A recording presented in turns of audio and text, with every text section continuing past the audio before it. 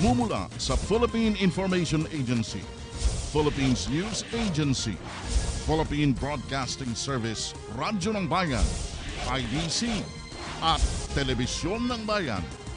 Narito ang Radyo Vision.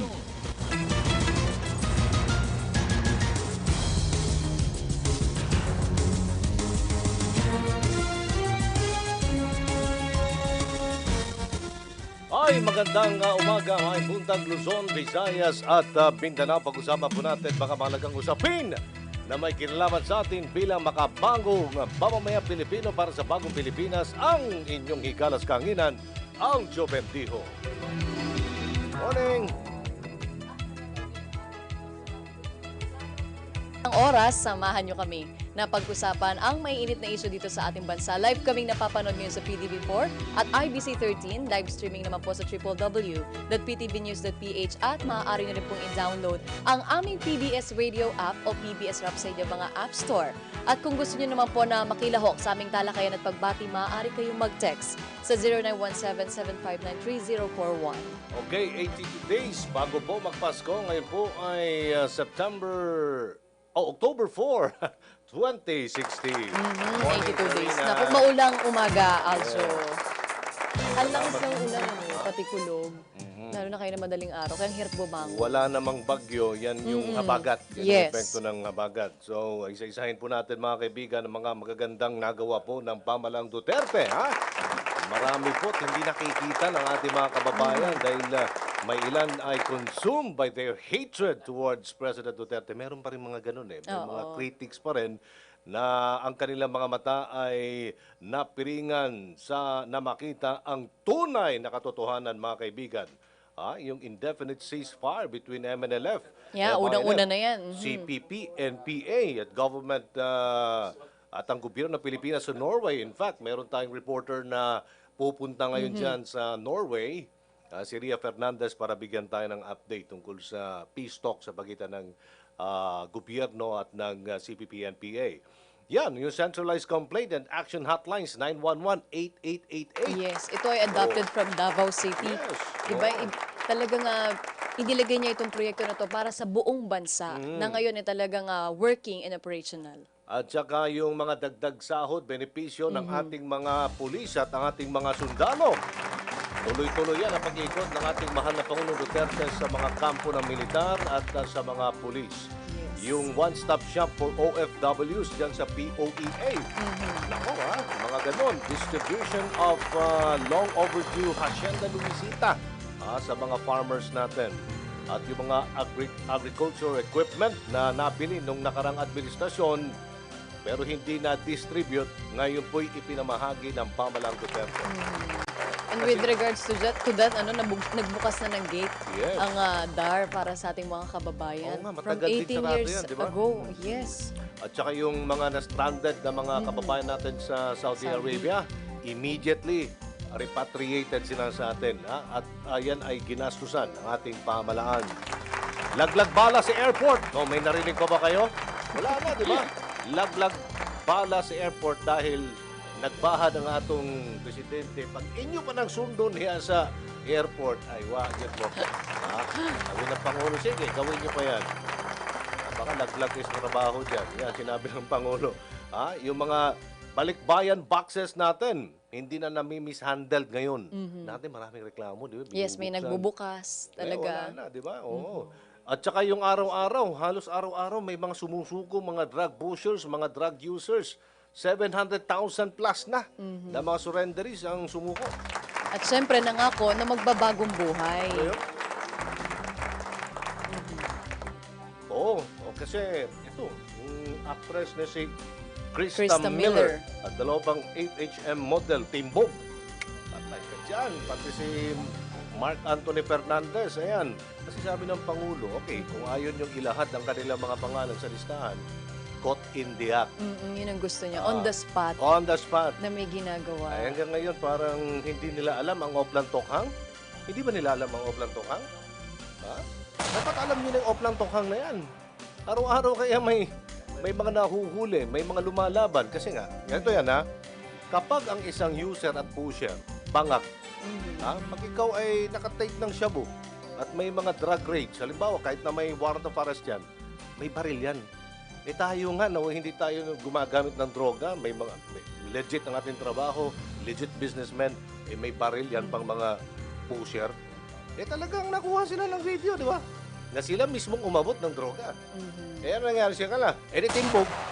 And have you noticed yung appearance nila kapag ka talagang nakakatake ka ng drugs? Yeah. Hindi lang buhay, pati po yung itsura nyo. Kung concerned kayo sa itsura nyo, lalo na artista kayo, di ba yun talagang puhunan eh. May iba talaga itsura nyo pag nag-drugs talaga. Mukhang tumanda ka like 50 or more than 50 years. Tama. Kaya sabi nila, medyo ganun na magsalita ang Pangulo pag galit. Pag galit talaga ang isang tao, lumalabas yung Bisaya pag kinaiya sa katao ba, pag suko na siya. Ayaw pag binuang lagi sa Bisaya. Mga Bisaya pa naman, ganun. Nagagalit ang mga Bisaya, talagang makalabas yung ano.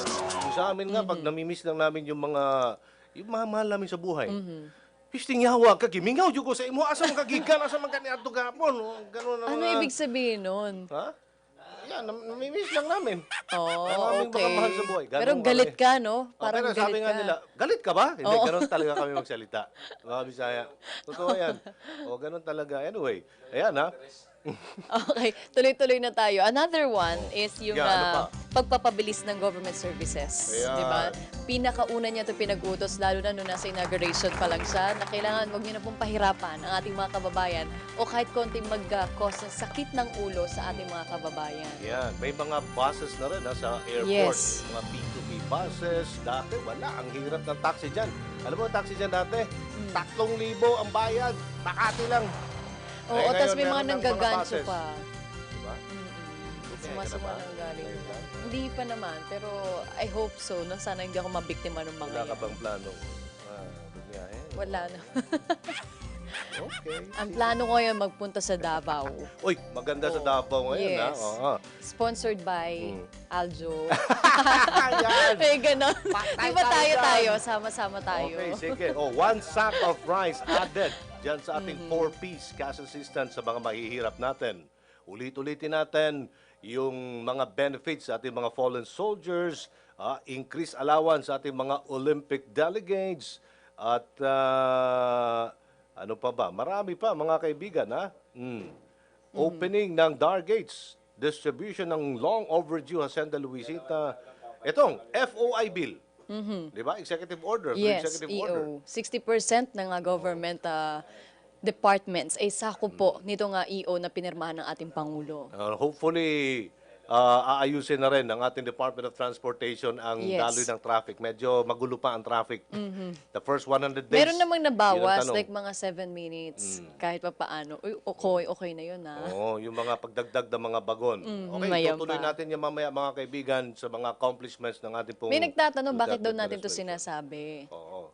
Kasi nga naririnig natin kahapon, mato-bato, kung ano mga balita dyan sa Kongreso, wala namang, hindi naman napapatunayan na kung may DDS, di ba? Ang extrajudicial killings di umano, mga iniimbestigahan na ngayon ng PNP actually, yung mga vigilante. Hindi kinukundo ng gobyerno yan. May sumasakay lang talaga. Yes. Yung iba dyan, legit operation, napapatay. Sinasakyan ng iba. Yung sindikato mismo, sila na mismo nagpapatayan. Yan ang ginagawa ngayon ng pulis. Sinabi ng pulis, sige, imbestigahan namin yan. Wala namang napapatunayan kung totoo yung DDS, Double Death Squad. 'Di ba? Kahapon diyan sa Senado. Ongoing 'yan at hopefully magsasalita na. Kasi ang pinag-uusapan is against di umano extrajudicial killings, Arina. Ang nangyari kasi, babalik tayo sa DDS, ang tagal na nun. Di ba, Biglang hindi- nga nalipat yung topic. Yeah, wala nga na-file na kaso, wala nga napatunayan sa Davao. Ngayon, ibabalik mo. Dapat, pag-usapan na lang natin kung ano yung mga developments na dapat, no? Yung kalambuan ba sa tibuok nasod mo na kinahanglan nato. Kalambuan. Anyway, And word another for wisdom. thing, ba't natin Yeah. sinasabi to is we're getting closer po sa 100 days ni Pangulong Rodrigo Yes. Duterte bilang presidente. And another one is magto 2 years old na po ang Radyo Vision sa October 6. Wow! Yes, 2 taon na tayo. Congratulations, ha? Ako'y naging bahagi po ng Radyo Vision. Me too. Malaking karangalan po yan. Yan, billions of pesos worth of drugs ay nakulimbat po ng ating gobyerno. Ilang mga shabu lab. Yung pinakamalaking laboratorio, mega shabu lab sa Pampanga, Pampanga. di ba? Nakulimbat din yan at napasarado. ilang pang mga expose sa mga police generals at ilang pang mga tiwali, mga opisyal. Ang Pangulong Duterte mismo nag-expose niyan.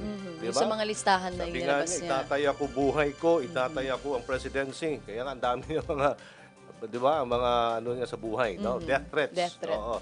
At saka wala ng VIP treatment sa lahat ng mga government officials nga sa airport. Kahit si Pangulong Duterte, hindi ganun eh. Dumadaan talaga siya sa proseso. Anyway, words of wisdom tayo, Sarina. Alright, ang ating words of wisdom ngayon po Tuesday morning ay, have the humility to learn from those around you. Sa Tagalog po, magkaroon ng kumbabaan upang matuto sa mga nasa paligid mo. Mula kay John Maxwell. Totoo yan, napakahirap magpakumbaba. Pero kung ikaw naitawid mo yan, di ba, parang sobrang challenging, pero yon worth it naman kapag nagawa mo po sa buhay. Okay, balita na po tayo mula sa ating mga kasamahan sa Radyo ng Bayan. Report. Layan natin dyan sa Lucena, Leonie Aligre, Radyo ng Bayan, Lucena. Magandang umaga. Dineklarang ligtas na sa impluensya ng Communist Party of the Philippines o CPP at NPA ang 6 na barangay sa Northern Mindoro. Ang deklarasyon ay base sa sinagawang Joint 2nd Infantry Division and Police Regional Office 4B Area Clearing Validation Board meeting. Ang mga barangay na deklaradong malaya na sa insurhensiya ay ang mga barangay ng Tubili at Alipaoy, sa bayan ng Palulan, Barangay Tibag, Lumang Bayan, Odalo at Santa Maria ng Municipality ng Abra de Ilog.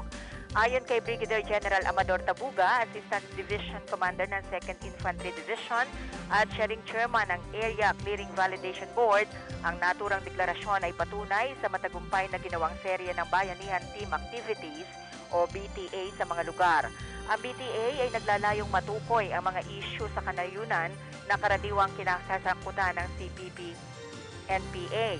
Kabilang sa aktibidades ng tropa ng pamahalaan ay surveys, house-to-house visitation, dialogo at pagpupulong na agad namang inilalapit sa mga concerned agencies ng pamahalaan para sa agarang aksyon kung kinakailangan. Para sa Radyo Vision, Leonie Landicho Alquire, Radyo ng Bayan Lucena, Media ng Bayan. Salamat, Leonie Alquire, Radyo ng Bayan, Lucena. Report. Magtungo naman po tayo sa Sogod, Southern Leyte, Radyo ng Bayan, kasama si Gemma Narit. Magandang umaga, Gemma. Maadyong buntag, Sir Aljo, maadyong buntag, Zarina, o maadyong buntag, Pilipinas. Patuloy pa rin ang Oplan Tukhang dito sa lalawigan ng Southern Leyte. Ayon kay Provincial Director Warren De Leon, aabot na sa 5,164 ang total surrenderies hanggang sa kasalukuyan, pero meron pang hindi nagko-cooperate. Sa nakaraang linggo, isang babaeng school principal ng Kanipaan Central School ng Hinunangan, Southern Leyte, ang binaril sa maraming beses ng hindi nakikilalang riding in tandem sa loob pa ng kanyang opisina. Ang biktima ay nakilalang si Principal John C. Grace Nero, 39 years old at naninirahan sa Hinunangan, Southern Leyte. Ayon sa report ng PNP, nasa high-value target ang guro at matagal na itong pinapasurrender pero hindi siya nagpo-cooperate ng PNP. Ang principal ay suspect na siya ang nagtutulak ng shabu ng whole Pacific area ng Southern Leyte. Nagtamo ng 8 bala ang principal pero hanggat sa kasalukuyan buhay pa rin siya. Ngunit patuloy ngayon ang kanyang takot at pangamba na baka babalikan siya sa mga nagbaril sa kanya. Patuloy nga na nagpagaling ang principal sa kasalukuyan pero hindi pa ito bumalik sa kanyang trabaho. Para sa Radyo Vision, Gemma Desriza Narit, DYSL Radyo ng Bayan, Sogod Southern Leyte, Media ng Bayan. Maraming salamat, Gemma Narit. Radyo ng Bayan. Report. Teresa Campos naman mula sa Tuguegarao, Radyo ng Bayan, Tuguegarao. Teresa, magandang umaga. May bagabigat, hinirang na second best region in service excellence ang Civil Service Commission Region 2 Batay sa resulta ng katatapos na survey na ginawa ng Pulse Asia sa 16 na CSC regional offices sa bansa, ayon kay Region 2 Director Neil Agustin, ang nasabing parangal ay patunay lamang na ginagawa nila kung anuman ang ipinapalaganap sa mga government agencies upang maipaabot ang service excellence sa mamamayan.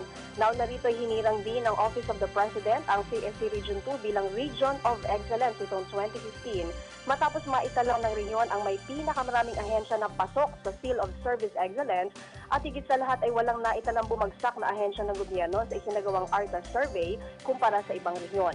Ngayong 2016, tapos na isinagawang Anti-Red Tape Act o ARTA survey ng CSC sa 40 opisina sa rehiyon kung saan 30 rito ay pasok sa validation para sa Seal of Excellence. Samantala ang nalalabing 10, bagamat may mga nagreklamong natanggap, ay pasado naman ang gradong ibinigay. Para sa Radyo Vision, Teresa Campos, Tuguegarao City, Siya ng Bayan. Maraming salamat, Radyo ng Bayan, Tuguegarao. Radyo ng Bayan. Report. Alright, sa punto naman pong ito, puntahan natin live sa PTV4 Studio si Audrey Goriseta para sa kanya mga balita ngayong umaga. Magandang umaga, Audrey.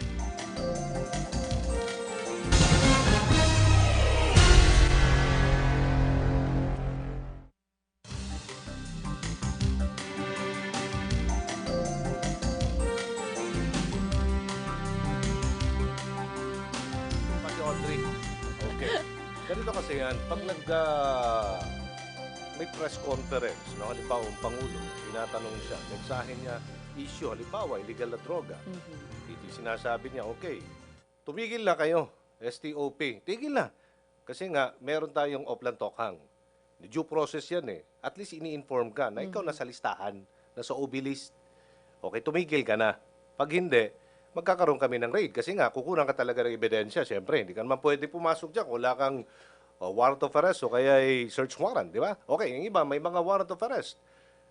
Nahuhuli sa akto, di ba? Lumalaban na babaril. Ngayon, sinasabi niya, ang issue is about illegal drugs. Yun ang kampanya ng Pangulong Duterte before, na maalala mo? Illegal drugs at saka yung korupsyon. And crime. Di ba? Even Okay. crime. Pagkatapos na i-deliver niya mensahe, tatayo ang Pangulo, di ba? Of course, tapos na. Okay, magtatanong. Ang mga media, lalo na sa Metro Manila, okay, ganito yan. Tatakbo, hahabulin, di ba? Merong tinatawag na ambush interview, di ba? O, ihintayin nila magmura ang Pangulo. Yun ang balita. Halimbawa, magmumura, mag-PPI, ganun. Yun ang balita. Yun ang matunog kasi sa kanila dito. Yung issue, hindi nila binabalita. Binabalik at binabalik ang extrajudicial killings diyon. Wala naman. Itinatanggi naman ng Pangulo yan. In fact, sinasabi niya, lumalaban niya mga yan. May may ginagawa na ang pulis. Inuulit at inuulit. Ikaw, kung tanungin ka ng tanungin, di ba hindi umiinit ang ulo mo? Pag iinit ang ulo mo, ay kung ano-ano sinasabi mo, di ba? Yun na yun, yung bugso ng damdamin, yun ang nagiging balita. Kaya ang pakiusap naman dito ng ilang mga senators, no, hopefully, no, maayos yan. No? Kasi kung anong sinasabi ng Pangulo, parang official statement na rin yan. Pero ito, hindi, yung iba kasi, taken out of context talaga ang Pangulo. So, hindi nila alam, napakarami pong nagawa ng pamahalaan Duterte. Yung passport validity natin, 10 taon na. Yung ng lisensya, may lisensya ka na? Wala pa. O, 5 taon na. Deputation of Badjaw sa Bantay Dagat. Yes. Karaoke bar, 10 p.m. Wala nang kwentuhan. Ay, wala nang kwentuhan. Wala nang... Hanggang 10 p.m. wala na. Wala nang... Karaoke. Karaoke. Oo. At saka end of contractualization. Yes, Napakarami. inaayos na. Kaya nandyan na si Audrey Goriseta. O Audrey, magandang umaga. Nasaan ka ba kanina?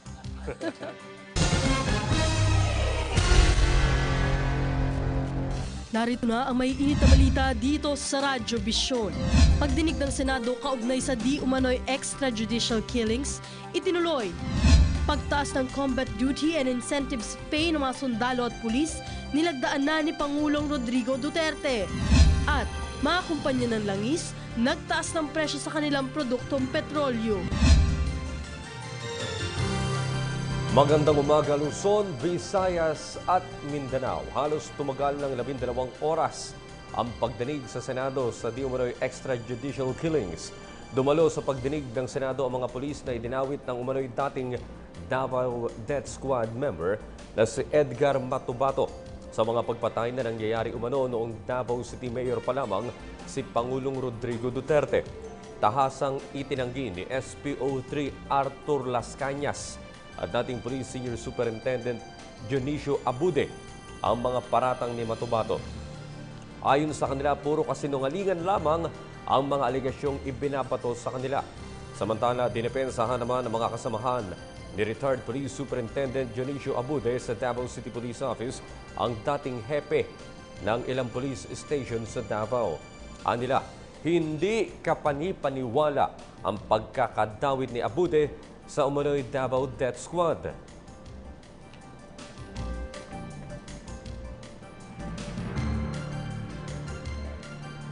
Samantala, humingi naman ng paumanhin sa Jewish community si Pangulong Rodrigo Duterte kaugnay sa kanyang pagkukumpara sa kanyang aksyon kontra illegal na droga sa mga pagpaslang noong panahon ni dating Nazi leader Adolf Hitler. Git ng Pangulo, wala siyang intensyon na bastusin ang mga Hudyong biktima ng Holocaust. Dagdag pa nito, bilang isang ama ng bansa, ang kapakanan ng mga Pilipino ang kanyang prioridad. Ang ulat mula kay Rocky Ignacio. Nanindigan si Pangulong Rodrigo Duterte na huwag magpaapekto sa mga batiko sa kanyang kampanya kontra iligal na droga. Nagsalita ang Pangulo sa kanyang pagdalo sa pagbubukas ng 37th Mascara Festival sa Bacolod City, isa sa pinakamakulay na selebrasyon sa bansa. Humingi ito ng paumanhin sa Jewish community nang sagutin ang kritiko nang ikumpara ang kanyang aksyon kontra droga sa dating Nazi leader na si Adolf Hitler. Git ang Pangulo, wala siyang intensyong bastusin ang sinapit ng mga biktima. I would like to make it now, here and now, that there was never an intention on my part to derogate the memory of the 6 million Jews murdered by the Germans. Ang reference kasi sa akin nila, nga ako daw si Hitler, na maraming pinatay. So ang number kasi ng drug pushers, as I have told you, is 3 million. Kaya yun lang ang sinabi ko. Sige, si Hitler ako. Pero ang patayin ko itong mga... But anyhow, it's not really actually that I said something wrong. But rather, they do not really want you to tinker with the memory. Alam natin yan. So I apologize profoundly and deeply to the Jewish country. Wala akong... It was never my intention, but the problem was I was criticized using Hitler comparing to me. But I was very emphatic. Sabi ko, patayin ko ang 3 million natin. Binigyan din rin ito na Pangulo siya ng Pilipinas kaya ang kapakanan ng mga Pilipino ang kanyang prioridad. Sagot ito ng Pangulo sa pagkwestiyon sa usapin ng human rights mula sa European Union at Estados Unidos sa kanyang kampanya kontra droga. So I was being attacked left and right. I thought that America was a friend. But without even really studying the matter, itong human rights ng Amerikano and even Obama at saka ang State Department started to, small as I am your president. And I represent the Republic of the Philippines. Huwag na sana sa pagkatao ko, but every time you insult the Philippines, or you reprimand or castigate me in public, you are really crucifying the Filipino people. Bagamat nauna nang sinabi na irerespeto ang Mutual Defense Treaty sa pagitan ng Pilipinas at Amerika, nais ang Pangulo na silipin ang Enhanced Defense Cooperation Agreement ng dalawang bansa. Git pa ng Pangulo, palalakasin rin ng Pilipinas ang economic cooperation sa China at Russia. Now, may I remind the Americans, itong EDCA, it is an official document. But it's only signed by an aide and si Gasmin. It does not bear the signature of the President of the Republic of the Philippines, Aquino. Walang pirma si Aquino. Better think twice now, because I would be asking you to leave the Philippines altogether. Hindi rin anya niya pinupolitika si Senator Laila De Lima dahil lilitaw rin naman anya ang umano'y pagkakasangkot nito sa operasyon na iligal na droga sa New Bilibid Prison.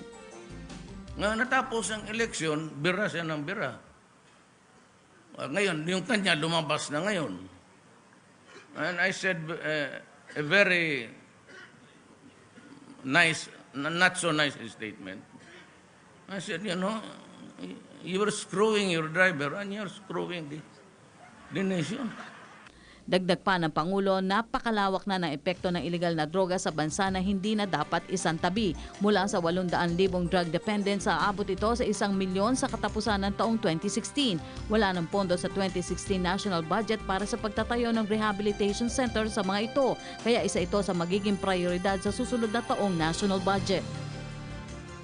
Ang pinangako ko sa inyo is that I will stop corruption. I think that I am succeeding to a certain extent. You cannot erase it, which has been there for generation. But if you want really ask me kung medyo malinis ang gobyerno ngayon, malinis actually. Ang national government. Sa kasalukuyan, target anya ng kanyang liderato na gawing ligtas ang lahat laban sa kahirapan at seguridad dahil sa droga. Itinuring naman ng mga lokal na opisyal na makabuluhan ang pagbubukas ng festival dahil sa pagdalo ng Pangulo. Para sa PTV News, Rocky Ignacio. Samantala, ipinahayag ni Pangulong Rodrigo Duterte na lalabas na ng kanyang kampo si Moro National Liberation Front Founding Chairman Nur Miswari. Ayon sa Pangulo, nagkausap na sila ni Miswari at mag-i-issuean niya siya ng Safe Conduct Pass para sa kanya sa sandaling lumantad na ito sa publiko. Dagdag pa ng Pangulo, gagawin nila ang pag-uusap sa Davao City. Kasunod ito, muling binigyan diin ng Pangulo na hindi siya kailanman magiging bukas sa posibleng negosyasyon sa Abu Sayyaf Group. Una nang nagpahayag ang palasyo na wala silang balak na magbigay ng amnestiya sa naturang grupo. Ngayon kasi ganito, let me just give me about if you, para malaman ninyo ang, nakausap ko na ang Communist Party of the Philippines. We are talking. Nakausap ko na ang MI. We are talking. Nur Miswari is scheduled to get out from his camp. Bigyan ko lang siya ng conduct pass. He will go to Davao. We will talk. Sa iba pang balita, nakatakdang ipagpatuloy sa Huwebes sa Oslo, Norway, ang peace talks sa pagitan ng gobyerno ng Pilipinas at ng CPP-NPA-NDF. Dito inaasahang magkakaroon ng palitan ng draft para sa isinusulong na bilateral ceasefire sa pagbuo ng Amnesty Proclamation. May report si Eunice Amonte. Sa Huwebes, nakatakda na ang pangalawang round ng peace talks sa pagitan ng kinatawan ng gobyerno ng Pilipinas at ng mga leaders ng makakaliwang grupo ng National Democratic Front. Kasama sa mga nakatakdang pag-usapan at mapagkasunduan ay ang tigil putukan sa magkabilang panig at ang pagpapalaya sa mga natitira pang political prisoners. Ayon kay Presidential Advisor on the Peace Process Jesus Dureza, inaasahan nila ang ceasefire agreement na may kasamang joint monitoring at third-party overseer. Karagdagan sa nauna ng nangyaring unilateral ceasefire upang ma-monitor ang mga violations sa grupo ng makakaliwa. Positibo naman ang pamahalaan na ito ay malaking bagay upang tuluyan na makamit ang kapayapaang matagal ng inaasam ng gobyerno.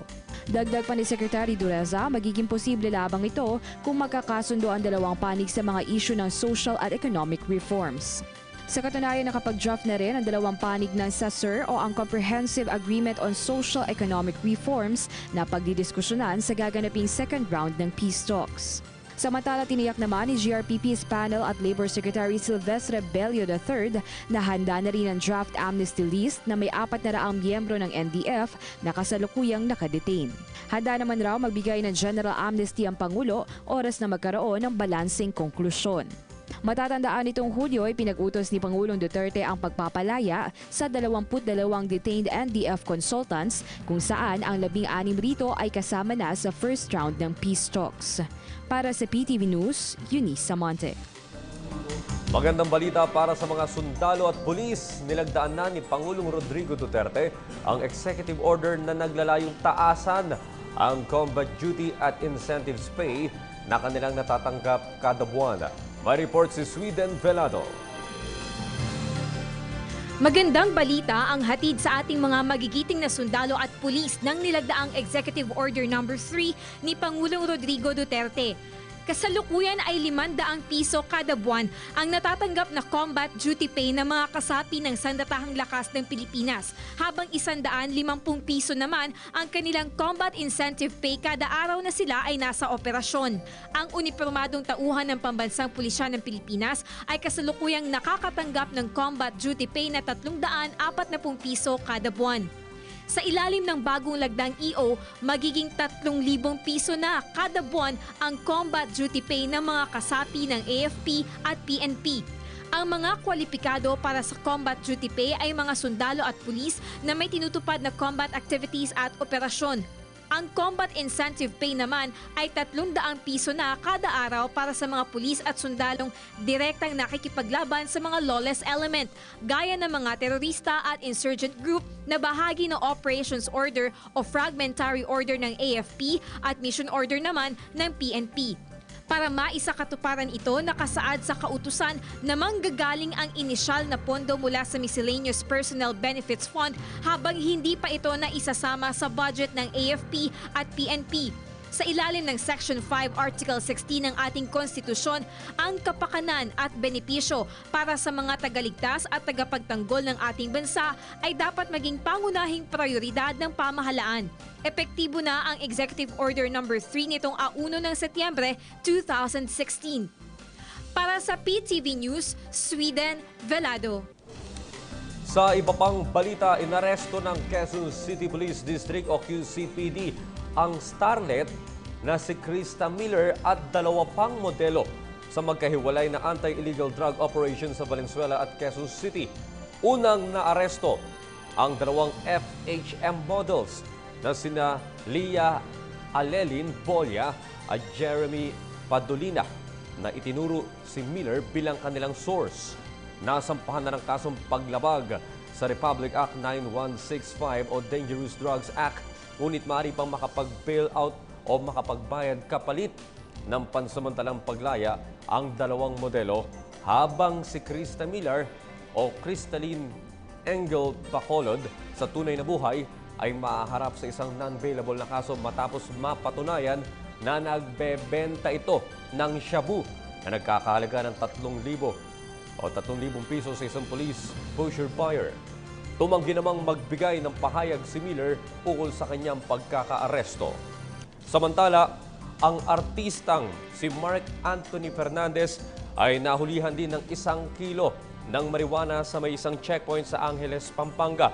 Si Mark Anthony Fernandez ay anak ng aktres na si Alma Moreno na tumakbo rin sa pagkasenador noong nakaraang halalan, at ang ama nito naman ay artista ring nayumaong si Rudy Fernandez. Samantala, nagbabala si Philippine National Police Chief Ronald Bato de la Rosa na kanyang tatanggalan ng armas ang mga pulis na hindi makakapasa sa firearms proficiency test.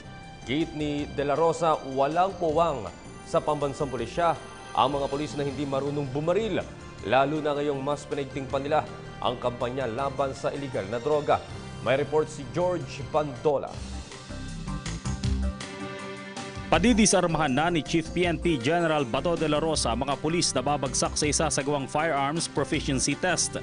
Ayon sa Chief PNP, walang puwang sa pambansang pulisya mga pulis na hindi daw marunong bumaril, lalo na't mainit ang laban ng pulisya sa illegal na droga.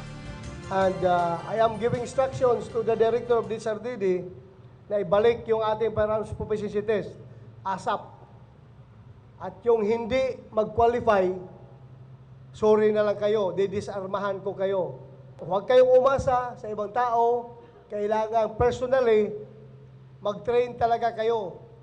Sa bahay ninyo, sa opisina ninyo, wherever you have free time, mag-dry fire kayo. Yan ang kinakailangan para pumasa.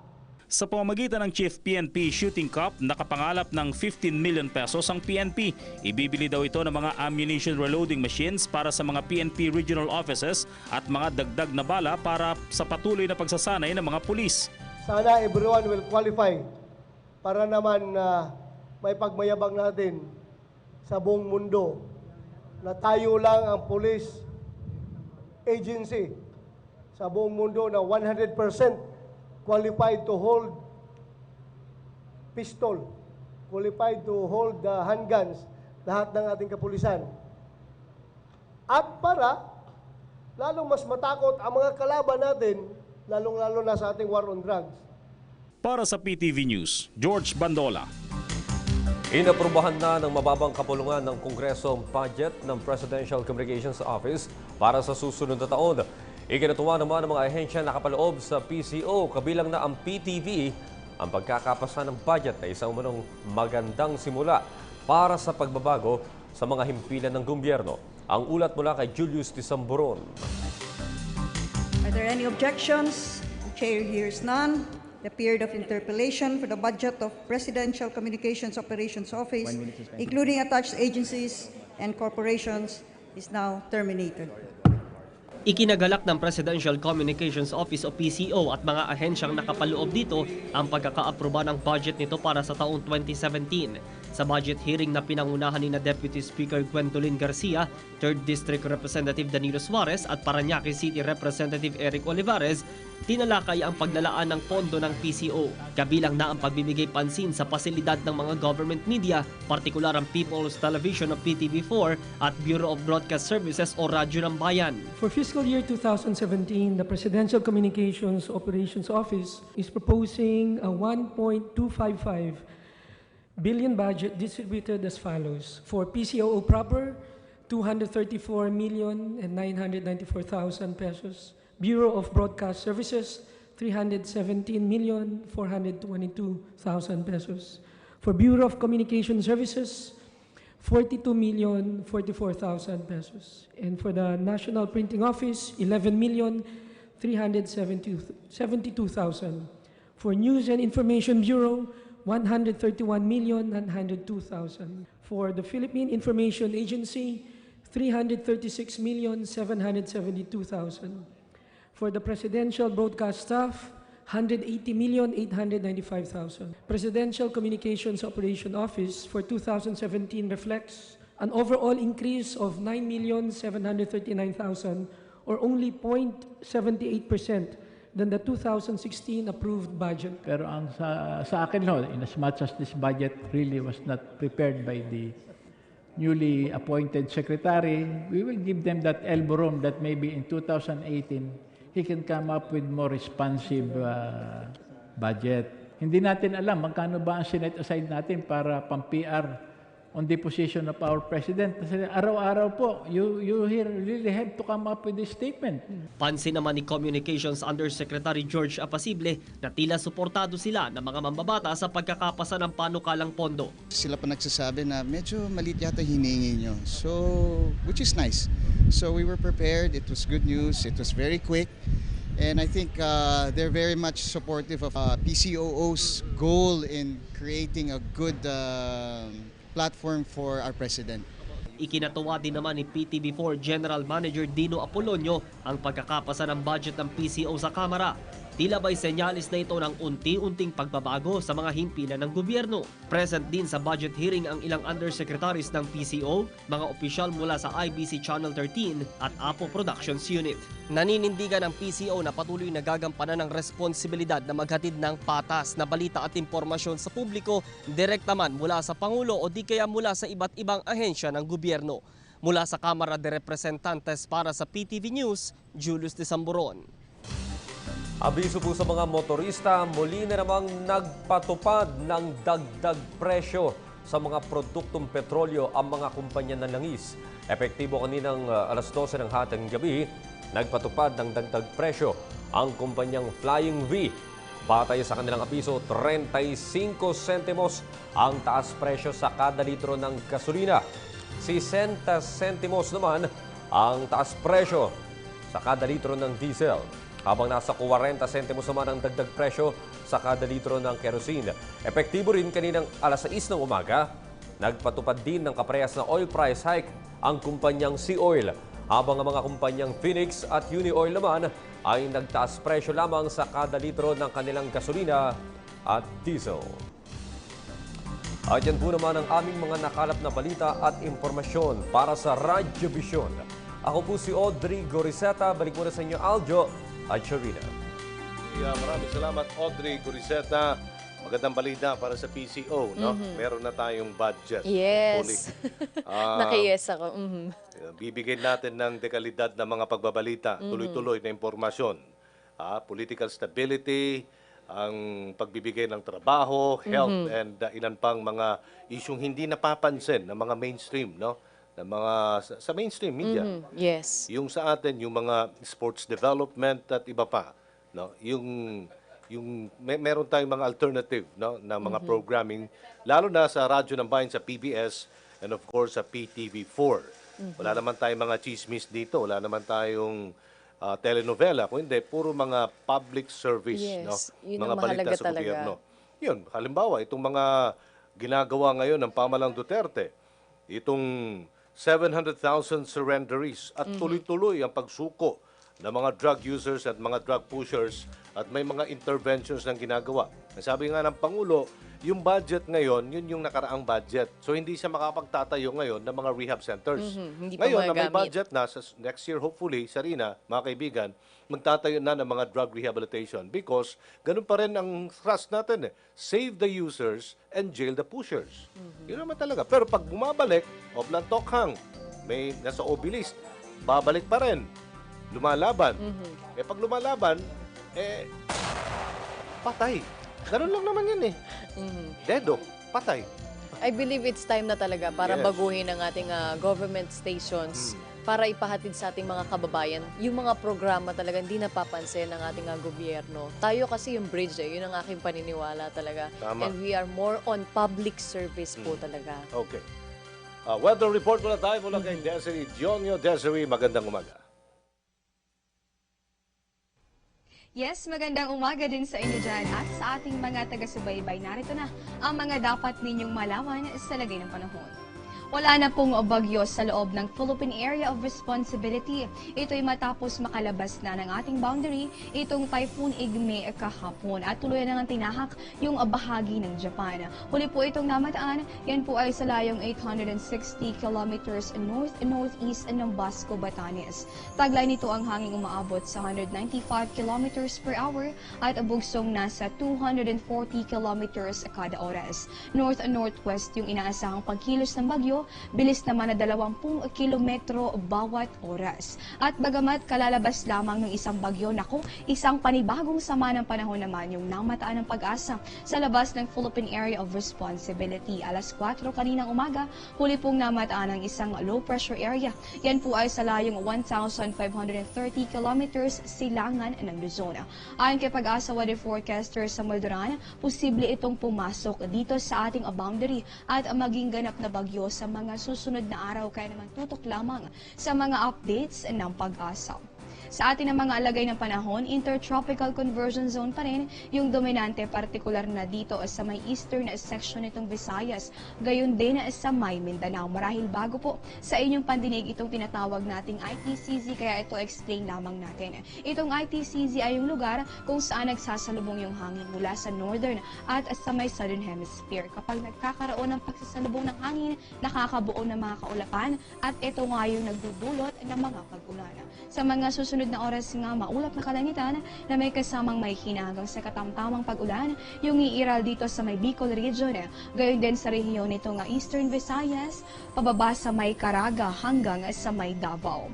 Ang Metro Manila naman, pati dito sa may natitirang bahagi nitong ating mga kapuluan, makakaranas naman ng partly cloudy to cloudy skies. Generally, fair weather po yan, pero wag pa rin kalilimutang magdala ng payong dahil posible yung isolated rain showers or thunderstorms, lalong-lalo na sa hapon o kaya naman ay mamayang gabi. At yan muna ang latest mula rito sa Pag-asa. Para sa Panahon TV, ako po si Desiree Dionio para sa Radyo Vision. Okay, thank you so much, Desiree Dionio. Ating para sa ating weather update. At nasa studio na rin si Dean Hamon ng De La Salle University College of Law. Partner, magandang umaga. Magandang umaga, partner. Magandang umaga, partner Zarina. Good morning, sir. Sa isang maulang umaga, ha? Paghandaan natin mamaya yung ating diskurso tungkol sa mga issue-issue, partner. Oo. Ito, hindi masyado na-highlight itong Ayan, submission ng 2,000 pesos SSS pension bill. Sinusunod ng Pangulong Duterte yan. Yung removal of processing fee ng travel tax exemption. Bakit hindi na-highlight yan? Eh, paano gusto nilang i-highlight yung mga nakakasira eh? Manood na lang kayo sa Channel 4, makinig kayo sa Radyo ng Bayan. Magandang balita, di ba? Pero alam mo, bilib ako kay Pangulo talaga. Gusto niya ng criticism. Gusto niya ng mga critics. Ganito Ano? kasi Kasi yan. doon talaga matcha-challenge. Ang Bisaya, makwento talaga. Oo. Di ba, partner? Ako Siyempre. makwento, kahit Oo. hindi ko kilala eh. Oo. Yung kwentuhan ko yan. Binubuksan mo yung buhay mo Pero eh. sila, dati, sa isang, ano pala ako, sa kabilang network, kukwento ko ng kukwento, nanguhuli lang pala. Kumukuha ng bala laban sa'yo. Kumukuha lang sila ng mga negative na mga comments mo. Na hindi naman yung issue. Stick tayo sa issue. Ang issue is about drugs. War on drugs. Okay? Nasagot na ang extrajudicial killings di umano. Wala yan, hindi totoo. Paulit-ulit.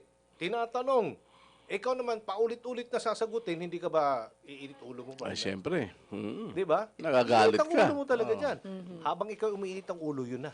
Kukunan ka ng statement, yun ang soundbite mo. Yun, gagamitin laban sa'yo. Yun na nga. Yun na, Kaya nga paulit-ulit. sinadya nga ng RTVM, ang Pangulong Duterte, sa kanyang pag-ikot sa mga kampo, okay, magsalita siya. Magsalita. Anyway, nasa telepono natin si Chairman Martin Dino ng SBMA. Chairman, magandang umaga. Good morning po sa inyo lahat. Congratulations, Chairman. Oh, thank you very much po. Maraming salamat po. Okay, ano pong mga programa at plano nyo sa SBMA, Chairman Dino? Alam mo, susundan lang natin yung kailangan talaga sa gobyerno, meron continuity yung programa eh. Pero ngayon, ang advantage ko kay Chairman Garcia, palagay ko makakakuha ko ng full support sa ating Pangulo at sa mga ahensya ng pamahalaan na pwedeng tulungan na maibalik ang sigla ng Subic, no? Ng SBMA. Kasi nung araw, sabik na sabik tayo pagka nadinig mong papasyal ka sa Subic. Pero mukhang tumamlay, ano? Lalong-lalo na sa larangan ng turista. Tapos yung ating dati, gustong-gusto nating pumunta dyan dahil meron mga PX goods. Ngayon, it's all over the town. Kaya hindi ka na excited. Pero palagay ko, kung maibabalik naman natin yung mga investor o locator. Kasi ang dami nang nawala eh. Ang daming nagsialis. Opo, ano pong nangyari? Bakit po umalis? Siyempre, hindi sila nakaramdam ng business-friendly na pre-port, no? Kasi kaya nga sila nandyan. Actually, ang purpose talaga kasi ng Subic Bay is to generate jobs. Dapat trabaho talaga. Tapos siguro secondary na lang na yung income dyan dahil alam niyo naman, pre-port yan. Hindi naman tayo talagang nakakonsentrate sa pagkuha ng tax.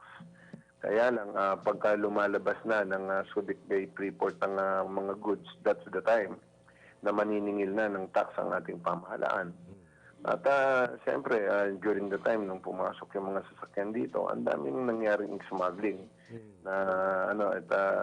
Hopefully, yung team na kinuha natin ngayon, talagang matututukan natin ngayon. At saka siyempre, ang magto-25 years na ang Subic Bay. Pero kung ano yung iniwan ng Amerikano, yung pa rin yung makikita mo. Ibig sabihin, kailangan siguro magkaroon tayo ng another business center.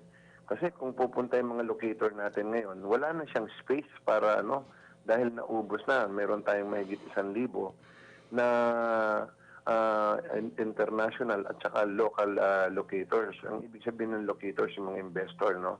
At ito yung nag-generate ng fund. Ngayon, meron tayong 107 na manggagawa sa loob ng Subic. Siguro baka kung makapagtatayo tayo ng another business center o yung another area para maglagay ng mga locators, pwede natin doblehin, triplehin, or at the end of my term, baka pwedeng kalahating milyon na ang mga manggagawa natin sa loob ng Subic Bay. Ito yung ating tinututukan dahil yun na nga, siguro naman, ito na yung magagawa na natin ngayon. Lahat ng mga pinapangarap ng mga nag-umpisa dyan, no? Unang-uno dyan, paalis kami, papunta kami ng China para baka maumpisahan na yung first bullet train sa Pilipinas mula Clark hanggang Subic.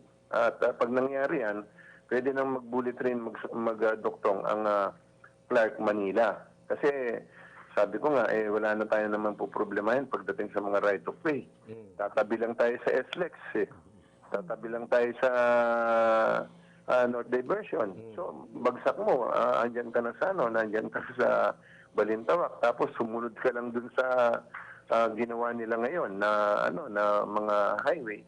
So, hindi malayo na magkaroon na tayo ng bullet train at maiwasan na yung traffic dito. At isa pa, very congested na yung ating Manila Bay, di ba? Alam mo ba na pag pinagsama mo pala ang North Harbor at saka South Harbor, pwede mong ipasok lahat ng container na yan sa loob ng Subic. Bakit hindi po pwede lipat dyan na lang? Yun na nga dapat siguro ngayon, para matalis ang traffic, yung mga malalaking truck, ilipat na natin sa Subic lahat ng mga kargamento natin o yung mga container na papunta ng North. Di kung may lilipat natin dyan, luluwag yung kalahating iluluwag ng ating traffic. At kung naman yung mga papunta ng South, ilagay mo naman sa Batangas Seaport. Maganda din. Wala na problema siguro yung mga malalaking bagon dyan. Wala na silang karapatan para mag-ikot dyan sa Metro Manila. So, isa yun sa mga magagandang programa. At saka siyempre, kailangan ma-rehabilitate natin itong airport. Ang ganda ng airport ng Subic pero hindi na na-utilize ngayon. So, titignan din natin yung mga kontrata na pinirman on the past kasi may mga balita tayo na merong problema dyan. So, ayusin natin. Okay. Kaya etong pinaplano natin Subic. Okay, maraming salamat Chairman Martin Dino and congratulations again. SBMA Chairman. Thank you very much sa ating mga kasama dyan sa PTV4. Mabuhay po kayo. At suportahan po natin ang ating Pangulo. Last card natin siya. Sabi ko nga, medyo may ibang tono ngayon. Dati anti-crime, anti-corruption, against illegal drugs ang nakatutok tayo. At pero hindi pa rin tayo magbabago. Andyan pa rin si Captain Dino ng BACC. Tuloy-tuloy pa rin ang aking kampanya against criminality sa ating bansa. So maraming salamat. Mabuhay. Thank you po. Okay, Chairman Martin Dino ng SBMA. Sino mo naman ang ayaw na safe na maglakad ang dalaga mong anak, partner ngayon? Ngayon na 10 oras ng gabi. Ngayon wala na. Bumaba talaga ang crime incidents ngayon sa Metro Manila dahil sa pinaigting na kampanya ng droga. Di ba? At mga drug suspect at mga lumalaban partner napapatay, napakaingay ng mga human rights advocates. Pero yung mga inosenteng civilian partner na namamatay, nag-iingay ba yung mga yan?